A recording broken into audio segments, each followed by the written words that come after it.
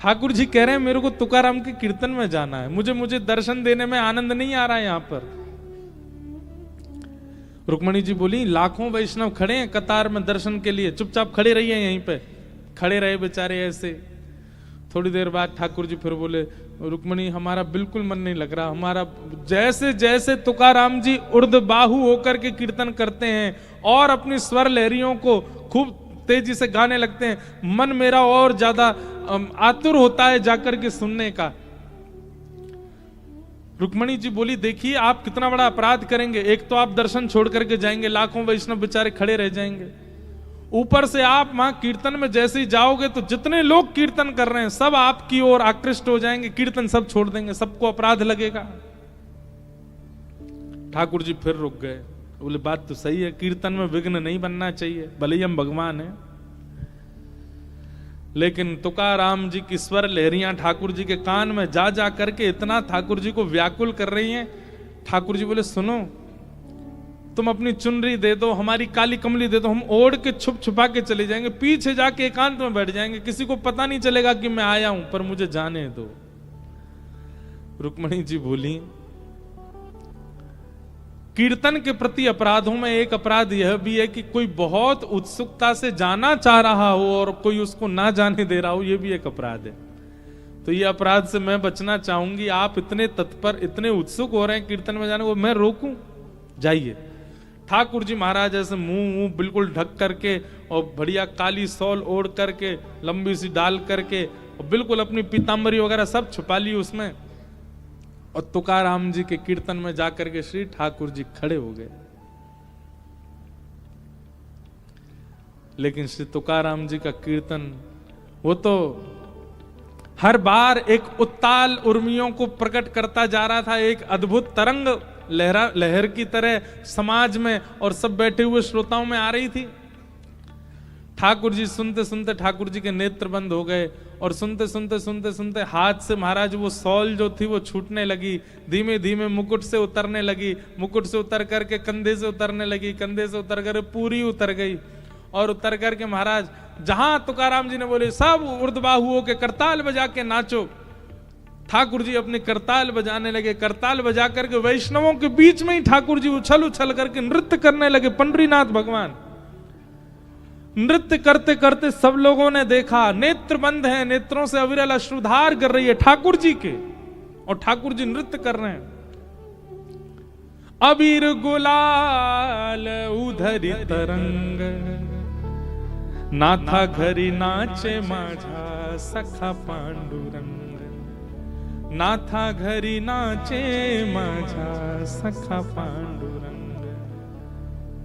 पंडरीनाथ भगवान नृत्य कर रहे हैं, और वाणी जी में तो ऐसा आता है वर्णन, नाचते नाचते नाचते ठाकुर जी इतने आनंद में भर गए, इतने आनंद में भर गए कि नृत्य करते करते ठाकुर जी की पीतांबरी खुलने लगी, धीमे धीमे अंग वस्त्र नीचे उतरने लगा, और ठाकुर जी को सुध बुध ही नहीं है। तुकाराम जी के कीर्तन में ठाकुर जी उछल उछल के नृत्य कर रहे हैं। ऐसे श्री तुकाराम जी। तो ये भाव हमने क्यों गाया? सूरदास जी कह रहे हैं ये संत भी चोर हैं। बोले क्यों? क्योंकि इन संतों ने त्रिभुवन ठाकुर जी का चित्त अपने वश में कर लिया। संत चोर हरि ही चुराए, जो त्रिभुवन बेस्तारे।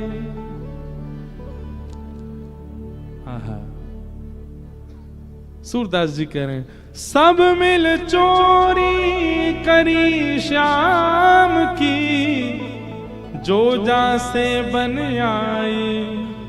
सूरदास सट कहाँ लगी वर्णो, माखन चोर कन्हाई। सूरदास जी कह रहे हैं सब ने मिलकर के ठाकुर जी की चोरी करी, पर कहा बताऊं भैया, अंत में घुमा फिरा करके चोर केवल ठाकुर जी कहलाए गए। कौन है? बोले ये माखन चोर। ये कौन है? बोले चित्त चोर। ये कौन है? हृदय चोर। बोले चोर का शब्द ठाकुर जी के आगे लगाया गया और देखा जाए तो पूरी दुनिया चोर है, पर ठाकुर जी को चोर कह दिया गया। हैं भैया वो चोर, पर वो चोरी उन वस्तुओं की नहीं करते जो पहले से चुराई जा चुकी हैं, उन वस्तुओं की करते हैं जो बिल्कुल नवीन है, अभी सील पैक है, बिल्कुल निकली नहीं है, किसी की दृष्टि पड़ी नहीं है। हमारे चित्त को ऐसा बनाने की क्षमता केवल संतों में, केवल कथा में, केवल सत्संग में।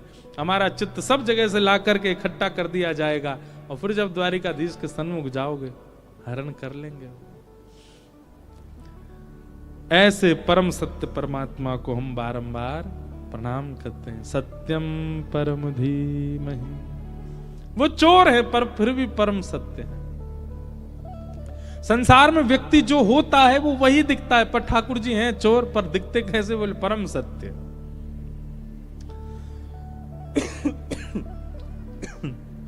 एक लीला है हमारे ब्रज की कि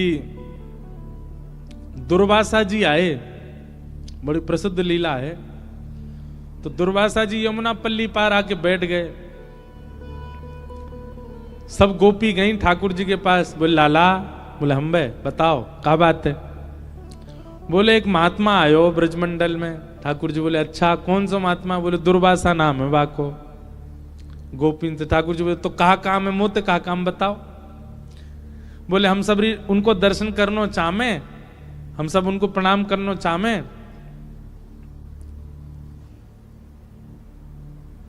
ठाकुर जी बोले भैया देखो ये दुर्वासा तो एक ही दुर्वा है, बाकी तो मैं तो पूरी दुर्वान को खानू, मुझे प्रणाम कर लो। सबसे बड़ा संत महात्मा तो मैं ही हूं। गोपी अरे तुम कौन सी संतन के चक्कर में पड़ी हो, मुझे प्रणाम कर लो चलो। अब गोपी बोली तुम्हें तो रोज ही कर ले, अब एक बार कृपा कर दो दुर्वासा जी के दर्शन करने। ठाकुर जी बोले कहां है दुर्वासा जी? बोले यमुना पल्ली पार। तो चली जाओ दर्शन कर आओ। बोले यमुना जी में बाढ़ आ रखी है, खूब जोर से जल बह, कैसे जाएं, डूब जाएंगी। ठाकुर जी बोले तो मैं कहा करूं, मेरी नाव तो छोटी सी है, वहां मैं ना बैठाऊंगा मैं तुम सबन ने, तुम ऐसी मोटी मोटी धाम धुल्ला सी बैठ जाओगी, डूब जाएगी मेरी नाव। नंद बाबा ने छोटी सी नाव बनाई के दइए मोह। ना लाला हम यों कह रही हैं कि तू कह तो रे कि तू जय जय, तू परमात्मा है, तू परमात्मा है, तूने कछु करके दिखा, यमुना जी में हमारे काजे मार्ग प्रकट करवाए थे।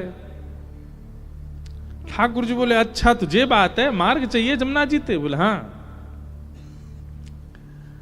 तो बोले एक काम करो, बोले कहा यमुना जी के तट पे जाओ और यमुना जी को जल अपने हाथ में लियो और यमुना जी को जल हाथ में लेकर के और यमुना जी से कहियो हे श्री यमुना मैया, यदि नंद नंदन योगेश्वर कृष्ण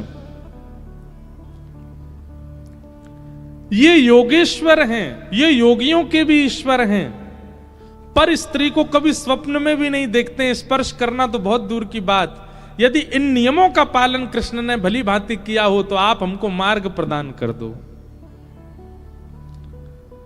गोपी सब बोली अच्छा, और जो कल हमारे संग्रास विहार कर रहे वो? ठाकुर जी बोले देख मेरी बात तू जाके कहे, यमुना मार्ग नहीं दे दे तो कहियो। सब गोपियां गई यमुना जी को जल हाथ में लेके बोली अगर नंद नंदन श्री कृष्ण पूर्ण योगेश्वर हैं, कभी किसी पर स्त्री का स्वप्न में भी चिंतन ना करते हो, तो हे यमुना जी हमको मार्ग दे दो। इतनो कहते ही महाराज यमुना जी का जल एक तरफ रुक गया, आगे वाला बह गया, मार्ग प्रकट हो गया। गोपियां सब आश्चर्यचकित हो गई। ठाकुर जी दूर खड़े खड़े बोले कहो है ना योगेश्वर हम? बेमतलब पे हम पे तुमने सबने जो है का उल्टे सीधे बात बना रखी है। देखो पर स्त्री का चिंतन स्वप्न में भी नहीं करते, देखो यमुना जी ने मार्ग दे दिया। गोपी सब ठाकुर जी तो बोली लाला तू तो बड़ो कृपा हमको मार्ग, अब हम दुर्वासा जी पे जा रही हैं, कहाँ लेके जाएं? बोले बढ़िया 56 भोग बना के लेके जाओ ग्रंथ।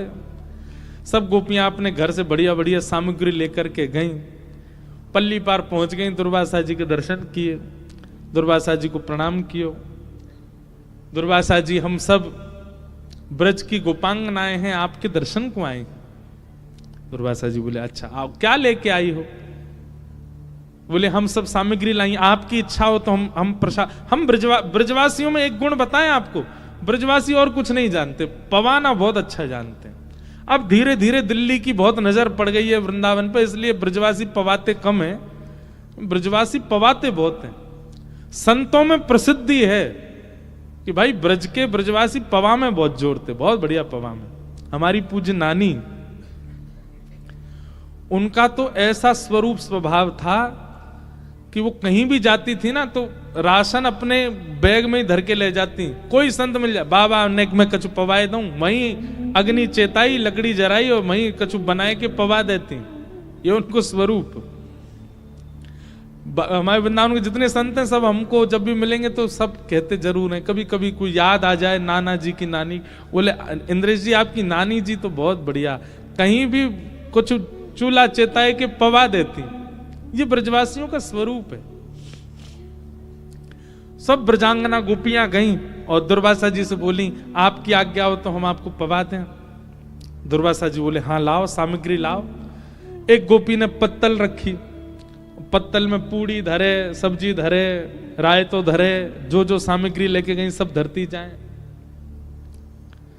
दुर्वासा जी पत्तल की ओर देख रहे, बोले क्या कर रही हो लाली? बोले आपके लिए पत्तल सिद्ध कर रहे हैं। दुर्वासा जी बोले ये सब हटाओ, सामग्री पूरी पूरी धर दो सामने। पूड़ी की डलिया, सब्जी के बर्तन सब सामने धर दिए और दुर्वासा जी उठा उठा के सब डलिया की डलिया मुख में डाल लें। एक बार में महाराज मुख नहीं कुआं बन जाए और सब एक साथ ही उड़ेलते जाएं और प्रेम से पाते जाएं। गोपियां सब देख करके बोले बाबा सच में तपस्वी हैं। सबने दर्शन किए, दर्शन करके सब गोपी बोली बाबा यहाँ आवे के काजे हमने यमुना जी से प्रार्थना करी, लाला ने एक उपाय बतायो, सुबास से मार्ग मिल गयो, अब हम वापस जानो चाहमे, यमुना जी में बड़ी बाढ़ है, आप कोई उपाय बता दो, आप तो बड़े सिद्ध महात्मा हो, बताओ। एक क्षण में तो आप सबरी पत्तल की पत्तल कहा, डलिया की डलिया उड़ेल ली आपने मुंह में, हमारे काजी कछु उच्छिष्ट भी नहीं छोड़ो। अब यहां से वापस जावे को कछु आप उपाय बता दो, कोई मंत्र बताए दो। दुर्वासा जी बोले यमुना जी पे जाओ, यमुना जल लेकर के कहना श्री दुर्वासा जी केवल दूरवा ही खाते हो और कुछ भी कभी सेवन ना करते हो, तो हे यमुना मैया हमको मार्ग दे दो। गोपी सब एक दूसरे देखने लगी, बोले अभी जो हमारे 56 भोग चट्ट कर दिए वो ये कह रहे हैं दूरवा खाते हैं। दूरबा मतलब घास, एक घास। दुर्वासा जी बोले जाओ जाओ यमुना जी से कहो। सब गोपी गई, हे यमुना मैया दुर्वासा जी अगर एक दूरबा ही खाते हो तो आप मार्ग दे दो। इतने में यमुना जी एक तरफ रुक गई, एक तरफ का पानी निकल गया, मार्ग मिल गया। सब गोपियां उस पर पार हो गई, पर ताम्रवर्ण हो रहा था सबके मुखमंडल का। पल्ली तरफ ठाकुर जी खड़े। ठाकुर जी कहो गोपी दर्शन है गए दुर्वासा जी के, कैसे रहे दर्शन? आज कहां प्राप्त कियो सत्संग में? गोपी बोली एक ही चीज प्राप्त करी। बोले कहा? बोले तुम झूठे, तुम्हारो दुर्वासा झूठो और तुम दोनों की झूठी साक्षी मानने वाली ये जमुनाऊ झूठी है, तुम सबरे झूठे हो।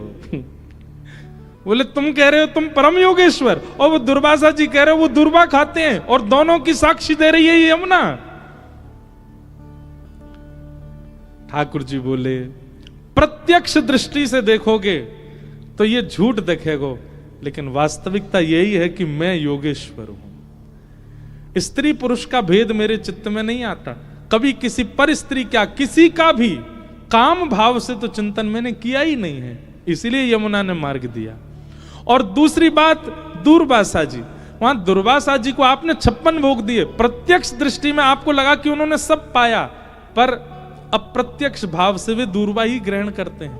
उनका किसी वस्तु के प्रति कभी पूड़ी खाई, सब्जी खाई, खीर खा गए, कड़ी खा गए, ये प्रत्यक्ष दिखा, पर उनके मन ने कुछ भी स्वीकार नहीं किया। वो प्रत्यक्ष भाव से दुर्वासा ही हैं और इन दोनों की साक्षी मानने वाली यमुना ये परम सत्या है। अप्रत्यक्ष भाव से मेरा रूप दिखा नहीं है, इसलिए तुमको बहम लग रहा है। ठीक वैसे ही बंधुओं, ठाकुर जी को चोर चोर चोर सब जगह कहा गया, पर ठाकुर जी चोर नहीं, ठाकुर जी रक्षक हैं। हम सबको कहीं हमारी चोरी हो ना जाए उससे बचाने वाले ठाकुर जी। ऐसे परम सत्य श्री ठाकुर जी को हम प्रणाम करते हैं। सत्यम परम धीमहि, ऐसे परम सत्य परमात्मा को हम वंदन करते हैं। श्रीमद् भागवत के द्वितीय श्लोक में विषय, अधिकारी, संबंध और प्रयोजन, 4 बातें बताई गई। धर्म प्रोजित कैतवोत्र परमो निर्मत्सराणां सता, वैद्यं वास्तवमत्र वस्तु शिवदं तापत्रयोन्मूलनम्। श्रीमद्भागवते महामुनिकृते किं वा परैरीश्वरः, सद्यो हृदयवरुध्यते त्रिकृतभिः शुश्रूषुभिस्तच्छणा। ध्यान से सुनिएगा। सबसे पहली बात, भागवत जी का विषय क्या, मैं बहुत विस्तार से इस भाव को बताता हूं, यहां भी बताऊं। धर्म प्रोजित कई तवोत्र परमो, परम धर्म की इच्छा चित्त में प्रकट होना, यह भागवत का विषय है। धर्म और परम धर्म ये 2 बात होती हैं। धर्म होता है देह कल्याण और परम धर्म होता है आत्म कल्याण। आप भोजन करते हैं, आप सोते हैं, आप जलपान करते हैं, ये सब धर्म कहलाते हैं। आप 10 बजे सो जाते हैं, 11 बजे तक नहीं उठते हैं, यह भी धर्म है। आप 4 बजे सुबह उठ जाते हैं, यह भी धर्म है। आप दर्शन के लिए द्वारिका जाते हैं, यह भी धर्म है। आप परिक्रमा प्रदक्षिणा करते हैं पैरों से, यह भी धर्म है। पर परम धर्म क्या है? परम धर्म जहां देह प्रधान नहीं है, आत्मा प्रधान है, उसको परम धर्म कहा जाता है। कथा सुन रहे हैं, ये क्या है? ये परम धर्म है। यहां देह प्रधान नहीं है। कथा में आपके देह को कुछ भी प्राप्त नहीं होगा, आत्मा को प्राप्त होगा। सत्संग में देह को नहीं मिलता है, आत्मा को प्राप्त होता है। हमारे वृंदावन के पूज्य श्री प्रेमानंद जी महाराज, उनका प्रवचन लाखों लोग सुनते हैं, करोड़ों लोग सुनते हैं, और 2 बजे महाराज रात में इतनी कड़ाके की सर्दी में भी लोग खड़े रहते हैं उनके दर्शन को। क्यों? देह को नहीं पोषण किया उन्होंने, चित्त को पोषण किया, आत्मा को पोषण। और जब आत्मा पोषित होती है ना, तो व्यक्ति देह के अभिमान से परे हो जाता है। आत्मा जब पुष्ट हो जाती है तो देह का फिर अभिमान नहीं रहता व्यक्ति को। मुझे नींद आ रही है, मुझे सोना है, मुझे 6 घंटे से पहले मत उठाना, यह भी एक देह अभिमान है। परंतु परम वैष्णव बीतराग भक्त होता है ना, वो केवल उतना ही सोता है जितने में उसका काम हो जाए। कई बार तो भक्त जन ऐसे भी हैं, वो ज्यादा से ज्यादा, हमारे ब्रज में तो कई ऐसे भक्तों के मैंने दर्शन किए, 2 घंटा सोते हैं बस। साइंस घूम जाती है, डॉक्टरों का सिर घूम जाता, बोले ये हो ही नहीं सकता, 2 घंटा कोई कैसे सो करके जीवित रह सकता है? पर रहते हैं। जब आत्मा पोषित होती है तो देह दास बन जाता है। अभी क्या है? अभी हमारा देह स्वामी है और आत्मा उसकी दास है। भागवत जी क्या करती हैं? भागवत जी आत्मा को स्वामी बना के देह को दास बनाती है, फिर आत्मा अपने कल्याण के मार्ग पर चलने लग जाती है। देह की प्राधान्यता नहीं होती। ये सब बातें बहुत बहुत ध्यान से सुननी है आपको। अभी देह प्रधान है हमारा, पर जिस दिन आत्मा प्रधान हो जाएगी, आप देह को गौड़ मानने लग जाओगे, देह की इतनी चिंता आपको नहीं होगी। हम लोग सुनते हैं सतयुग त्रेता द्वापर में 1000 वर्ष तक तपस्या कर रहे हैं, 500 वर्ष तक तपस्या कर रहे हैं, और इस कलिकाल में किसी व्यक्ति के 5 साल की साधना देख करके हमारी आंखें खुली रह जाती हैं। अरे बाप रे, इन्होंने कैसे कर लिया? क्यों? हम सब देहाभिमानी, हमारा देह कष्ट सह ही नहीं सकता। कल एक काम करें, कल हम आपको पता ना चलने दें, आपसे पहले ही सोफा सारे उठवा दें कथा पंडाल में से, सब नीचे बैठ जाओ, क्या होगा? ओ ये कैसे होगा महाराज जी, बिना सोफा के कैसे बैठे, हमारे तो पाम दर्द करते हैं, हमारे तो घुटने में ये पड़ा है, ये है। चलो जो बेचारे असमर्थ हैं उनके लिए सोफा पे बैठना जायज है, पर जिनके सब कुछ ठीक है, बिल्कुल पाम भी बिल्कुल चकाचक महाराज दौड़ते हैं, कमर भी बढ़िया है, वो भी बैठे हैं लद करके। क्यों? देह अभिमान, देह को अभिमान है। हम नीचे कैसे बैठ सकेंगे, अरे पाम बैठा नहीं जाएगा, अरे नहीं हम तो, अरे इतनी कम उम्र में भी बैठ गए। क्यों? देह अभिमान। हम जब भागवत के वक्ता बनने वाले थे, मतलब भाव रखा था, ये सब बातें पता है प्रारंभिक स्थिति की मुझे यहां याद क्यों आ रही, क्योंकि द्वारिका से ही मैंने शुरू किया कथा को। 2015 में सबसे पहली कथा हमने द्वारिका में ही की। आज भी वो जगह मुझे दिखती है, मैं प्रणाम करता हूं उसको, जहां से हमने पहली कथा की। तो हमारे नाना जी और पिताजी महाराज का सबसे पहला वाक्य क्या था? बोले कथा वक्ता यदि बनना है तो सबसे पहले देह का अभिमान छोड़ना पड़ेगा। देह अभिमानी होता ना, हम भी टी शर्ट पहन के बैठते हैं यहां पे, देह अभिमानी होता तो आजकल वो मोटिवेशनल स्पीकर नहीं, यहां पे माइक लगा के घूमते रहते हैं मंच पे, हम भी ऐसी कथा कहते। कहीं ना कहीं फैशन को प्रायोरिटी देते, कहीं ना कहीं लुक्स को प्रायोरिटी देते। वैसे एक बात कहें, जो हमारा सामान्य लोग इसकी भी कॉपी करते हैं लोग, इसका मतलब ये भी फैशन तो है। इसकी भी लोग बाग, ये देखो क्या है, सामान्य है, सामान्य है, साधारण है, इसलिए ये भी पसंद आता था। ये देह को पसंद नहीं आता, ये आत्मा को पसंद आता है। हम कलरफुल पूरे दिन भर में पहनेंगे, पर कथा तो हमसे सफेद में ही होती है। ये सामान्यता, ये एक प्रकार का देहाभिमान शून्य है। देह अभिमानी होता तो फिर यहां पर वही पहना जाता जिससे और अच्छे लगे, पर नहीं। देह अभिमानी होता तो पांव लटका के बैठते, या व्यासपीठी ऐसी बनाते कि बैठते यहां पे पांव नीचे चले जाएं, पर नहीं, एक आसन में बैठना, हिलना भी नहीं, डुलना भी। क्यों? देहाभिमान शून्य। दो प्रकार होते हैं, या तो देहाभिमान शून्य बनना पड़ता है, या फिर भक्ति के मार्ग में जब आपका चित्त वृत्ति कहीं और होती है ना, तो देह अभिमान शून्य अपने आप हो जाता है।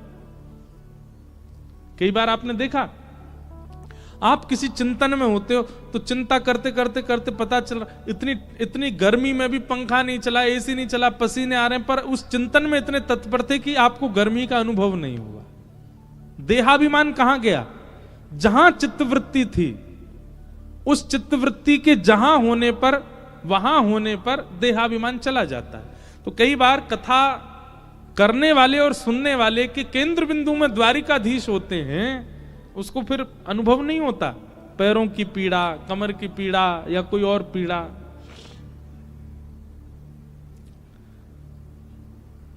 तो भागवत जी का विषय क्या है?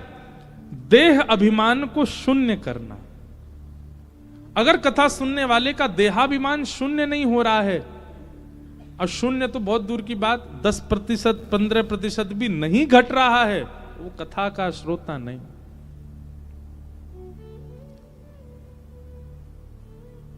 जो प्रायोरिटी संसार का व्यक्ति अपने देह को देता है, वो वैष्णव नहीं देता। वो देह से सर्वथा अंतरंगी हो जाता है।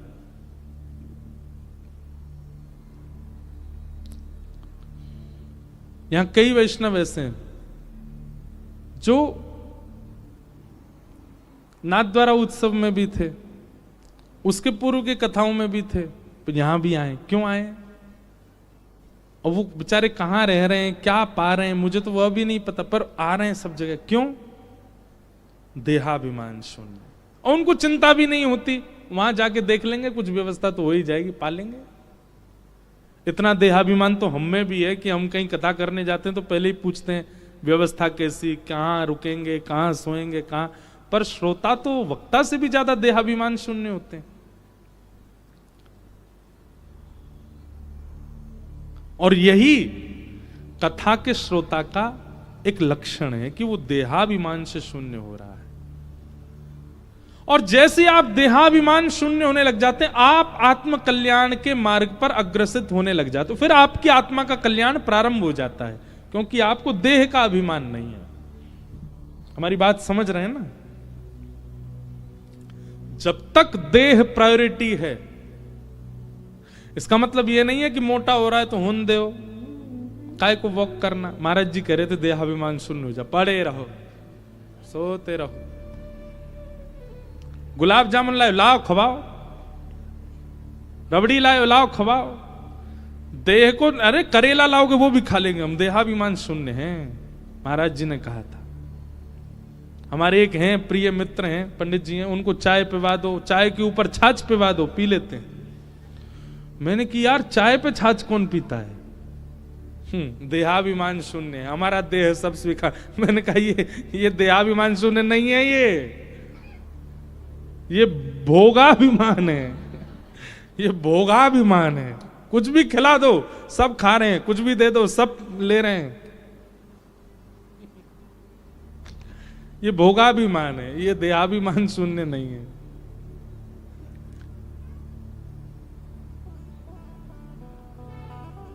हाँ,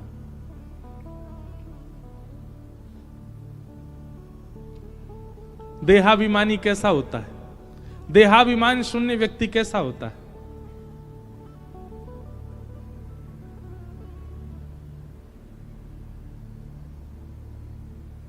मैं तो गोविंद रा गुण गासूं,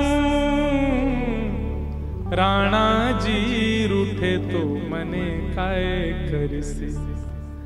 मैं तो गोविंद रा, मीराबाई कह रही हैं, गुण गासूं, राणा जी रूठे तो मने काए करसी। देहाभिमान ऐसा होता है, राणा जी रूठे, इनके रूठने से क्या फर्क पड़ता है? अरे भली मानो कि ये रूठ रहे हैं, कहीं जगत नियंता रूठ गया तो क्या होगा? रूठे चाहे राजा वासे कछु न काजा, एक तू ही महाराजा और कौन पास जाएंगे। रूठे चाहे भाई वासे कछु ना भलाई, एक तू ही है सहाई और कौन को सराहेंगे। रूठे चाहे शत्रु और मित्र आठों याम, एक तेरे चरणन के नेह को निभाएंगे। जग सारा झूठा एक तू ही है अनूठा, रूठ जाए चाहे सारा जग पर तू ना रूठा चाहिए। हमारे फूफा जी रूठ के चले गए हैं, महाराज जी क्या करें, कथा में बुलाया था उनको, कल रात में रबड़ी खत्म हो गई, उनको मिली नहीं, रूठ के चले गए महाराज जी। अरे फूफा जी के रूठने से क्या होगा, जीजा जी के रूठने से क्या होगा, बच्चों के रूठने से क्या होगा? कुछ नहीं, ये तो संसार है, ये आपसे सदैव प्रसन्न नहीं रह सकता। अपनी तो एक जिम्मेवारी रहनी चाहिए कि द्वारिकेश हमसे कभी ना रूठें, बस वो कभी ना नाराज हो। और सुनो, वो रबड़ी से नहीं रूठते, वो लड्डू से नहीं रूठते, वो ध्वजा जी नहीं चढ़ाओगे तो रूठ जाएंगे, ऐसा नहीं है।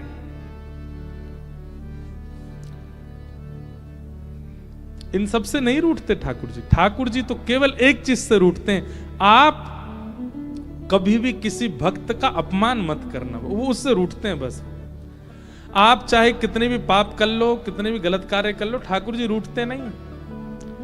बस हाँ ये कि पाप की मात्रा ज्यादा होती है, ठाकुर जी के कोई नहीं बेटा अपने आप कर तो रहे, भोग लेगा अपने आप ही, हमें क्या, लेकिन अच्छा बच्चा संभलने की कोशिश कर।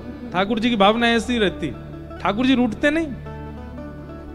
लेकिन जब हम किसी भक्त का अपमान कर देते हैं तब ठाकुर जी रूठ जाते। बोले तू पाप करे मैं कुछ नहीं कहता, तू गलत काम करे, गलत खाए पिए मैं कुछ नहीं कहता, मेरे को भजने वाले का अपमान क्यों कर रहा है? सबसे बड़ा ठाकुर जी के रूठने का कारण है कि कोई भक्त नाराज हो जाए आपसे। इसलिए कभी कोई भजन करता आपसे रूठे ना, ये प्रयास करते चलो। बस देहाभिमान शून्य व्यक्ति हो जाए। मीराबाई, कहो तो कुसुमल साड़ी रंगावा, कहो तो कुसुमल साड़ी रंगावा, कहो तो कुसुमल साड़ी। देहाभिमान शून्य है, कहो तो भगवा भेष,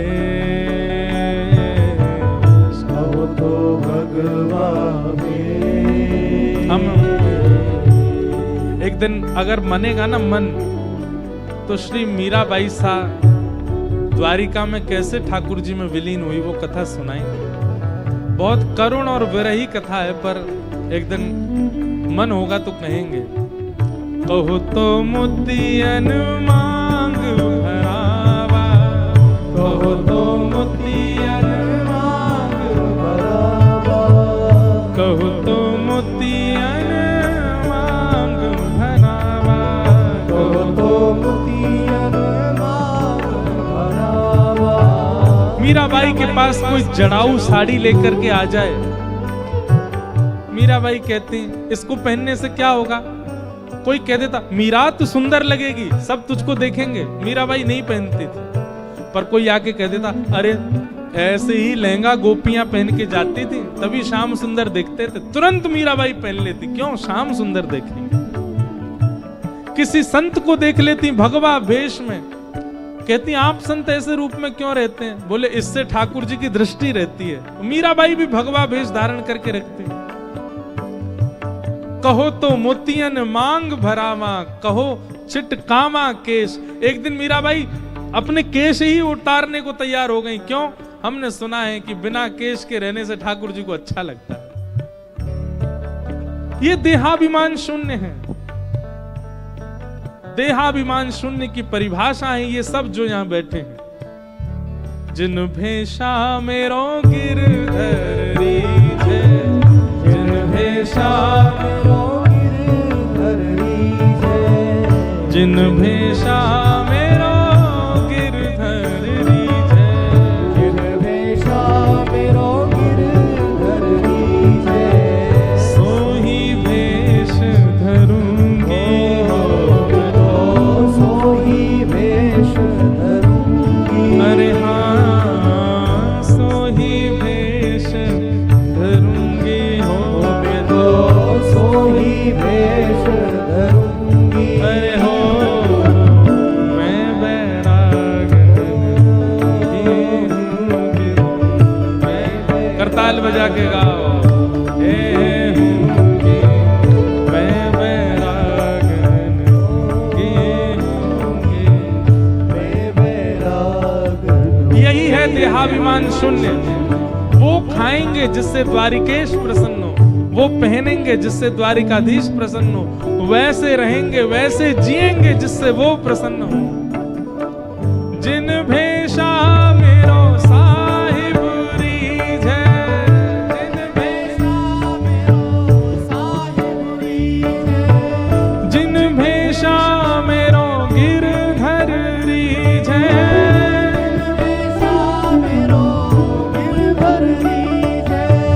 जिन भेषा मेरो सावरो रीझे, जिन भेषा मेरो सावरो रीझे।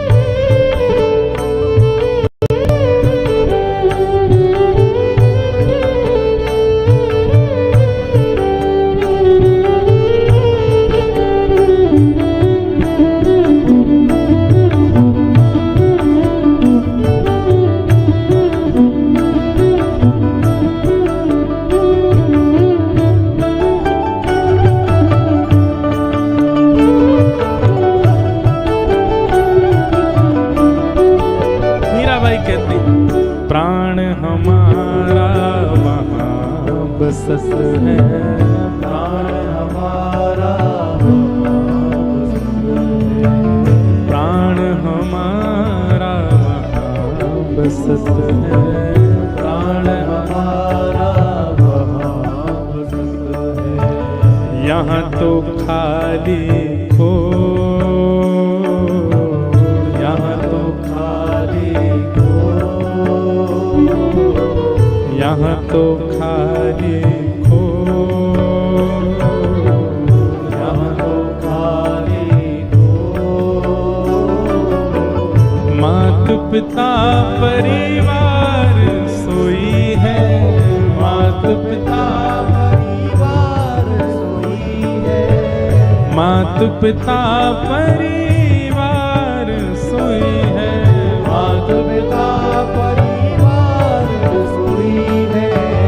कहिए तिनका तो, बाला कहिए तिनका तो, ओ भला, कहिए तिनका तो, बाला कहिए तिनका तो। अरे हाँ मैं बैरागन ही हूँगे, मैं बैरागन आऊँगी, मैं बैरागन हूँगे। मैं बैरागन। और सुनो, यह देहाभिमान शून्य किसको कहते हैं? ये सब सारी पंक्तियां मीराबाई की देहाभिमान शून्य को प्रकट करती हैं। यातन की मैं करूं किंकरी, यातन की मैं, यातन की मैं करूं किंकरी, यातन की मैं ओ रसना नाम कहूंगी, रसना नाम ओ रसना नाम कहूंगे, रसना नाम मीरा के प्रभु गिरधर नागर, मीरा के प्रभु गिरधर नागर, मीरा के प्रभु गिरधर नागर, मीरा के प्रभु गिरधर नागर। मैं तो साधु संग रहूंगी हो, मैं तो साधु संग रहूंगी, हे मैं तो साधा संग रहूंगी हो, मैं तो साधा संग रहूंगी। अरे हाँ मैं बैरागन ही हूँगी, मैं बैरागन होंगी, मैं बैरागन ही होंगी, मैं बैरागन ओ बाला,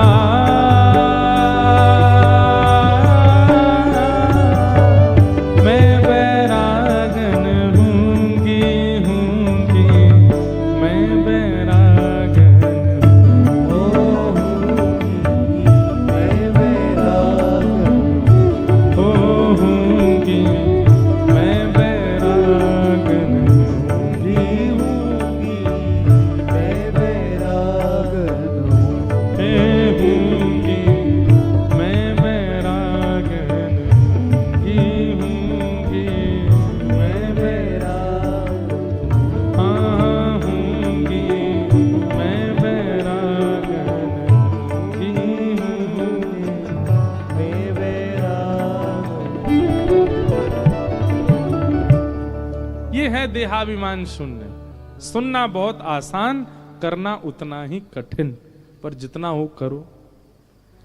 किसी एक इंद्रिय को भी आपने अगर अभिमान शून्य कर लिया तो भी भगवत कृपा हो जाएगी। कोई एक इंद्रिय भी आपकी संभल जाए, सुधर जाए, वो संसार के वशीभूत ना हो बस। और विशेष रूप से अगर ये पंच, आंख, नाक, जीव, कान और त्वचा, रूप रस स्पर्श गंध शब्द की भोक्ता, इन पांचों में से अगर एक भी ठाकुर जी के सन्मुख हो गई पूर्ण रूपेण, मतलब आंखों से देखना है तो केवल ठाकुर जी को ही देखना है, या भगवत संबंधी भावों को देखना, उसके अलावा किसी के प्रति हमारी उत्सुकता बढ़ेगी ही नहीं। आंख नहीं कर पा रहे तो कानों से केवल भगवत चर्चा सुननी है, भगवत लीला सुननी है, भगवत गुण सुनने हैं, भगवत कथा सुननी है। इन कानों से और कुछ सुनना ही नहीं। आंख भी नहीं हो पा रही, कान भी नहीं हो पा रहे, तो जिह्वा को ही डाल दो ठाकुर जी के चरणों में। इस जीव से केवल प्रसाद ग्रहण करेंगे। प्रसाद के अलावा कुछ भी, कितने भी बहुव्यंजन क्यों ना बने हो, भगवत प्रसाद नहीं है तो ग्रहण नहीं करेंगे।